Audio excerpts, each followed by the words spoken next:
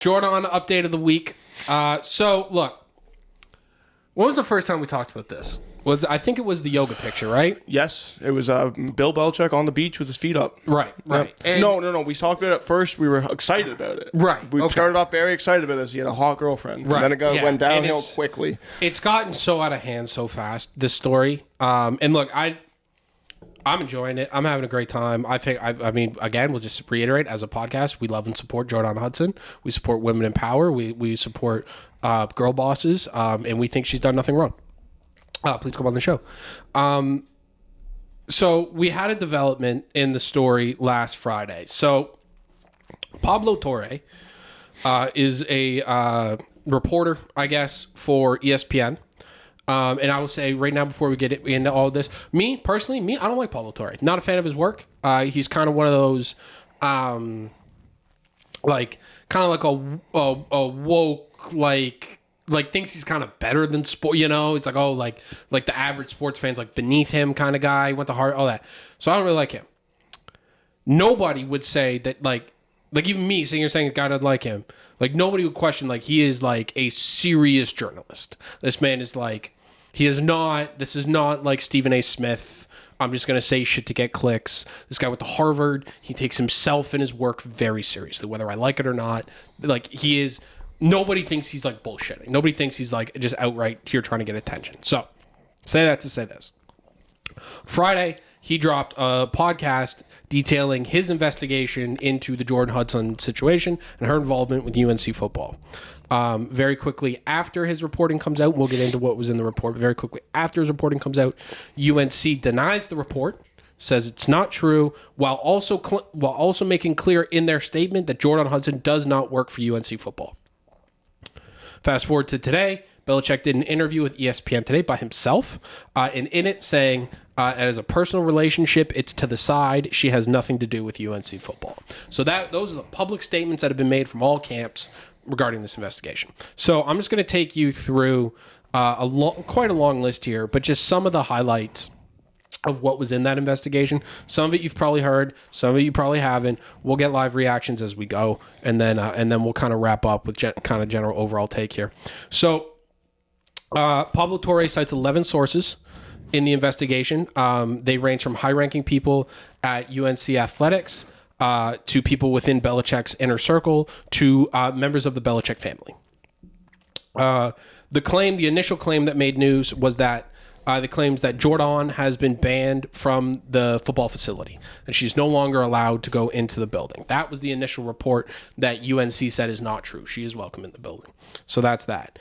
Within the report, some of the other details that were in there. So there's a lot of quotes from all these different people just about the character of Jordon Hudson, with one of the quotes being, "I've never seen someone so cocky with such a lack of a resume." Yeah. So that's general sentiment there. Some of the things here that came out. So it came out before this that Hard Knocks was going to go in and do a documentary and ended up pulling out. Apparently they pulled out because she insisted on being listed as an executive producer on the show.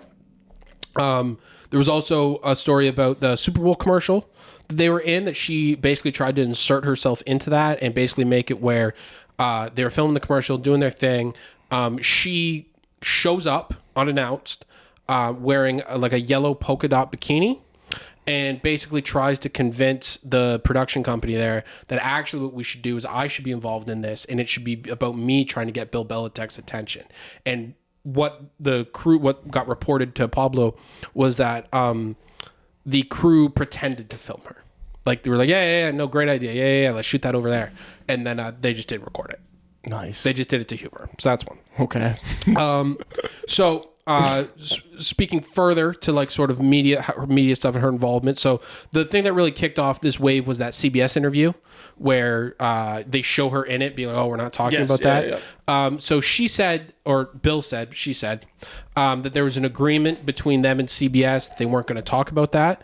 In the report, CBS says that's not true. That was never in the agreement. And in fact, they asked the question because they wanted to positively cover their relationship. But it turned negative because she kept interrupting. Yes. She kept stepping in the way. And they basically, we're trying to do a puff piece here and make your boy look good, and you won't shut the fuck up. So now we have to go this direction with it. Another instance of just general incompetence was they were doing an NFL Films thing to, I guess, promote his book. And they were caught on a hot mic. Belichick was mic'd. And she was just running her mouth, talking shit about like the graphics department, the control truck, like everybody, just running her mouth, talking shit, basically making everybody hate her and hate Belichick. Little interesting detail here. So she lists herself as the COO of Belichick Media. Belichick Media is not a real company. Doesn't exist. Just not real. No business founded under that name. There is no COO. There's no anything. It doesn't exist. It's fake. She made it up. That's what her title is. Her emails. Okay, so this isn't helping her case to not be crazy. CEO of a fake company. Okay. CEO of a fake company. People think, and so this is speculation coming from, I would imagine, family sources, that there's a reality show in the works that she's seeing herself as on a reality show with Bill Belichick, and that maybe is also why she got kind of grisly with Hard Knocks there. Yep. And this has been reported that her biggest concern throughout this entire sort of saga and the media coverage, and this is apparently like true, and she sincerely believes this, is that it is impacting her chances to win the Miss Maine beauty pageant, which happened to be this past weekend. She finished third. Bill Belichick was in attendance at the beauty pageant. Again, support a boyfriend. Yep. Third. And so family sources are concerned that Jordon is ruining Bill's legacy, basically, is what's happening here. Now, this is where it gets a little interesting. So Bill Belichick has 3 kids. He has a daughter. He has 2 sons. And so it's been clear. I think he's I don't think he talks to the daughter. And it's been made clear that, like, through this reporting, that clearly the daughter is one of the sources. And it could be like, listen, it's a tale as old as time. An old rich guy marries a hot young new chick. His kids are worried, like, yo, is he going to die and leave her everything? Like, if they get married, if he knocks her up, like, what does this mean for us? So there's that, right? But then I think there's also this idea that she is either intentionally or through outright incompetence making Belichick look terrible, because she is of the idea of, like, all publicity is good publicity. And if we just look dumb and if we look bad, then that's good, because it means people are talking about us. And there's evidence of that. Is so back in 2023, that I don't know if did you ever see that video that came out of Bill Belichick leaving what apparently is her house on the ring cam? No, it's just like stumbling out the front, shirtless, probably hungover, like it was caught on a ring camera. And that was like the first thing. I'm like, look at Bill Belichick out here, you're fucking leaving some chick's house, right? Mm-hmm. And so, but the question that Pablo's asked in the investigation, and that I think the family's asking, is how do you get that video? How do you get internal ring cam footage from somebody's home? Who has access to that? Yeah, it's a fair question. Well, too. It's a short list. Yeah. We don't. There's one person we know for sure has access to it. We know Jordon does. Yeah. We know for sure she has access to it. And so how did that get out, and why did it get out? Is it to make Bill look bad? Is it to create his personal life into a news story? What is the purpose of making him look bad? Get people to talk about it. Just to get people to talk about him, as if they weren't talking about it. And that's where my overall take comes in is, look, this chick is crazy. I think that's clear. I think besides all the stuff that we've heard, I think you could easily determine she's crazy based on the fact that she does beauty pageants. Yeah. Like, sure. I don't know if you've ever seen what one of those looks like, or like seen the people who are raised in those, but it's not even like, it's not like a who's the hottest chick contest. It's more of a, like, who's the most doll like. Like, who truly, it's a concept of, like, who has the least amount of a soul. Who can be the most dead behind the eyes, vapid, look plastic person. Mm-hmm. And so if your whole life, to the point where, like, her biggest concern is that she might lose fucking Miss Maine, which she did, finished third. If that's your biggest concern, that just means right away you're a psycho. Also, she's just dumb.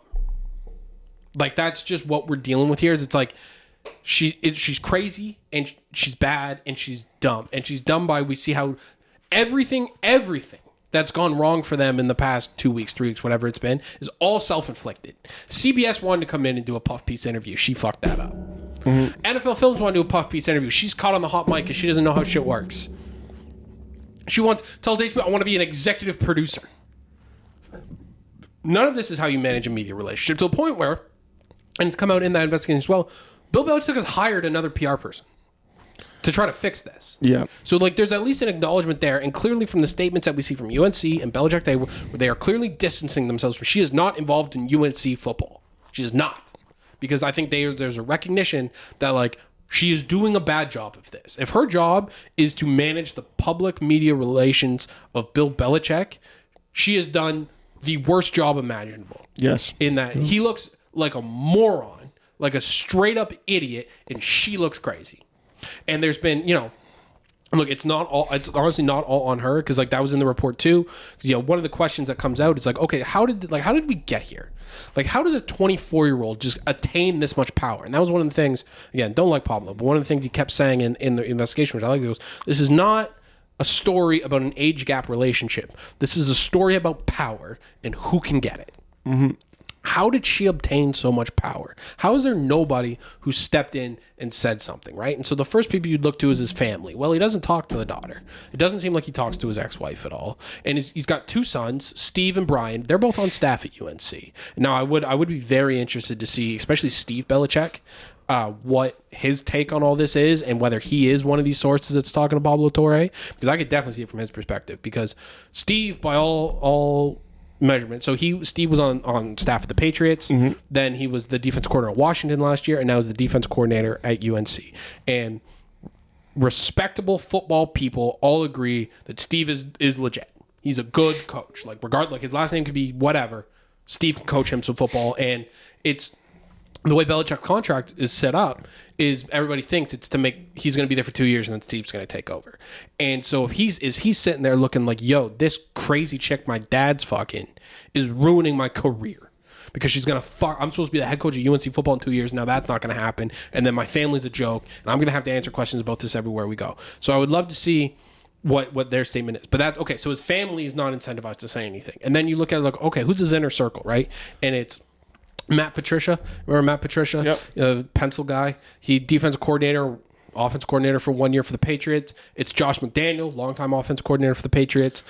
It's Mike Lombardi, who's a longtime assistant and is now the GM, sort of head of recruiting at UNC. And the families basically come out and said, like, those are all yes men. They all just tell Bill whatever. They're terrified of him. They just say whatever he thinks is good is what they're going with. They're all just trying to save their own ass and keep their job. So there's just nobody here who can get in Bill, who can have a real conversation with Bill. Like, you are fucking this up, dude. Like, for real. Like, you have, like, it's to the point now where with how the post Brady years went in New England and how messy of a split that was between him and Kraft, and then this, it tarnishes for sure his leg. Like, when 10 years now, 20 years from now, when we talk about Bill Belichick, we're going to talk about the Super Bowls and how dominant it was, and then we're going to talk about the end. Well, no, I still think it stands, dude. It actually makes it more important now. If he does win a championship with UNC, then it's like, dude, it's actually even sicker because it's like amidst all of this bullshit, he still went out and was the greatest coach ever. Sure. But if he loses, then it's like Tom Brady was the only reason, and he's an idiot that got involved with some 24-year-old chick that's absolutely out of her mind, and it ruined everything. Right. Yeah. Complete own goal. Complete self-inflicted. It really is an all or nothing thing now. Right. And I will say this. You're right. You're right about that. I will say this. I think it is more likely that Bill Belichick never coaches a game at UNC than it is that they end up winning. And that's fair. That was first reported. That was first reported on the Diceshaker podcast a couple of weeks ago. You did say that. I said, I think, and then this tidbit comes out about his contract. So right now, Bill Belichick has a $10 million buyout. So if UNC wants to fire him, they got to cut him a $10 million check. If he wants to leave early, he's got to cut UNC a $10 million check. After June 1st, that drops to $1 million. Mm-hmm. And that was supposedly put in the contract as like a, hey, if the NFL comes calling, you can get out of here kind of thing. Right? So easy buyout, no problem. Now it's a situation of UNC is very clearly embarrassed by all this, right? And in UNC, if people don't understand college athletics, UNC, while they do not have football history, they are a school that takes themselves quite seriously. Yes. Yep. They're not there to be anybody's joke, okay? And they've always been seen as this sleeping giant in football where it's like, man, if they ever started to care, they could be a national power. And that's what this was supposed to be. It was like, okay, NIL era, we've got the money, let's go get the coach, here we go. And for them to be sitting there going like, yo, what the fuck is going on? Like, what did we're getting? And I promise you, this is, and people don't think this is how college sports work because of how much money involved. I promise you this is how this shit works. There are a bunch of rich dudes who are paying for everything at UNC, including his salary. And they are going to their golf clubs. They are going to Pinehurst. And they are going to Quail Hollow. And they are going to all these private courses all around Charlotte and all around North Carolina. And when they get there, they're hanging out with their buddies. And their buddies went to Duke. And their buddies went to NC State. And their buddies went to Wake Forest. And when they show up to the tee time, they go, yo, what is your coach doing? And they can't have that, man. Yeah. Like, that's how a lot of this stuff in college sports gets done, is it's like the boosters are doing it not even to, like, they don't make money off this. They're doing it because they want to talk shit to other rich guys. Which is like, I fully understand that because that's what I would do if I had a lot of money. If I had a lot of money, I would just make sure Oklahoma's good every year. Mm-hmm. Because that's what I would drive fun from. And so when they become a laughing stock, UNC is not down for that. I promise that. Now, there are probably still some holding out some hope of like, hey, look, there's enough time. We can get her fucking away from the program and we just ride out this summer. If everybody shut the fuck up, you hire a real PR person to fix your image. The portal class was pretty good. They're bringing in some pretty good players there. Maybe we can just win some games. But if UNC is sitting there going like, God damn, I don't know if this is right. And then from Bill's standpoint, like, how will Bill handle being told what he can and can't do? Right? When they come in and set down the law and they've denied they've done this, but if they're coming in and saying, hey, she can't be around, man. She can't be here anymore, dog. Like, she can't be all up in the meetings. She can't be calling people. She can't be, she can't be in every, she is not a part of UNC football, which has been the consistent statement between UNC and Bill Belichick. They are unified on that front. Like, hey, she is not a part of this. How long is Belichick okay with that? Because this is the man who didn't want to take NFL jobs if he couldn't have full control over the roster. Like, this is not a man who gives up control very easily. You know what I'm saying? Yep. So that's where we're at with Jordon and them. I'm excited to see where this goes. I would encourage everybody to go listen to the Pablo Torre podcast. It's called Pablo Torre Finds Out, where all the stories are in there. You can hear them all in detail. It's only about 50 minutes long. But we're going to be here every step of the way as this unfolds throughout the season. If we make it that far, we are the #1 Jordon Hudson podcast in the world. We are. Again, I would love if she came on the show. I think it's bullshit that you didn't win Miss Maine. I heard a transgender person win the first one. That's got to be politically motivated. 100%. So look, just here to support you, Jordon, and everything that you do. I think you're doing a great job, and it's a lot of people out to get you. A lot of people don't respect women in power. A lot of people are afraid of what change in the game of football. We haven't even gotten to what her ideas are from a scheme standpoint. No idea. Nobody's even asked. She wants to bring in 14 men on the field. Nobody's even asked. Nobody's tried it yet. Nobody's tried it yet. Nobody's tried it. Nobody's tried it yet. You're all scared to. She's a visionary. That's the problem.